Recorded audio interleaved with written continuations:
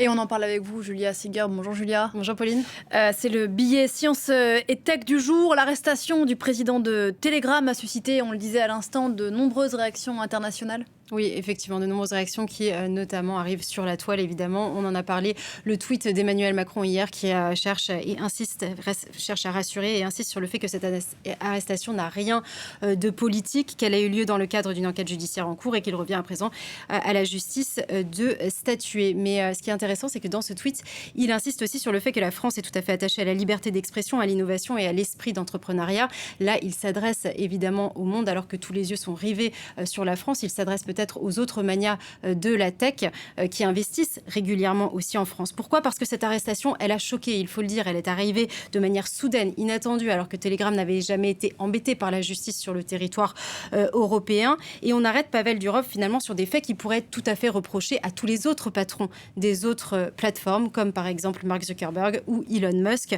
qui ont exactement les mêmes problèmes de modération. Ce qui ajoute à la confusion, c'est aussi le fait que la seule chose qui est rendue publique finalement, c'est cette liste de 12 infractions où pêle-mêle, la procureure fait donc cette liste et elle met la complicité de la détention d'images pédopornographiques avec le blanchiment de crimes et de délits en bande organisée. Et donc dans ce contexte, tout le monde y va aussi de sa propre théorie. Emmanuel Macron veut répondre par exemple au tweet d'Elon Musk qui se demande si la liberté d'expression existe encore en France, ou encore ce tweet de Snowden que vous avez vu dans le sujet qui ne mâche pas ses mots, qui accuse directement le chef de l'État. Je suis surpris et profondément attristé qu'Emmanuel Macron se soit abaissé au point de prendre des otages afin d'accéder à des communications privées. Beaucoup estiment sur la toile qu'il y a, à l'inverse de ce que dit Emmanuel Macron, une dimension politique. C'est le cas du Kremlin. Ils ont dit effectivement qu'ils attendaient plus d'informations, mais ils ont aussi dit que la justice française avait intérêt à avoir les preuves de ce qu'ils avancent aujourd'hui. Le président de la Chambre basse du Parlement russe, lui, estime carrément que ce sont les États-Unis qui seraient derrière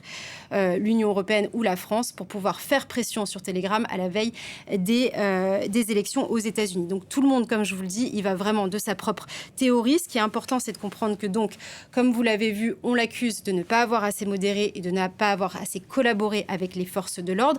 Et ce qu'il faut comprendre, c'est que c'est le fait, ce manque de modération et de collaboration qui le rendrait complice de tout ce qui se passe sur sa plateforme. Et c'est là sur le fond qu'il y a une divergence, Julia, de point de vue. C'est effectivement cette logique qui est remise en cause. Telegram a tout de suite, après l'arrestation, tweeté en disant « Il est absurde de dire que cette plateforme et son patron sont responsables pour les abus sur la plateforme ». Et il rajoute que Telegram est conforme aux lois européennes. Alors pourquoi est-ce qu'il parle de ça tout de suite après l'arrestation ? Parce que finalement, tout le monde a pensé qu'il s'agissait à ce moment-là d'une infraction de ce qu'on appelle le Digital Services Act, le DSA, cette loi qui a été votée par l'Union européenne et qui force les plateformes, au-delà d'un certain nombre d'utilisateurs, à modérer leur contenu, ou en tout cas à donner les outils aux utilisateurs pour qu'ils puissent faire remonter le contenu illicite. On pense à ça tout de suite aussi parce que au même moment, X est au cœur d'une enquête justement pour savoir si elle est conforme à cette loi, et si elle ne l'est pas, eh bien il y aura une amende.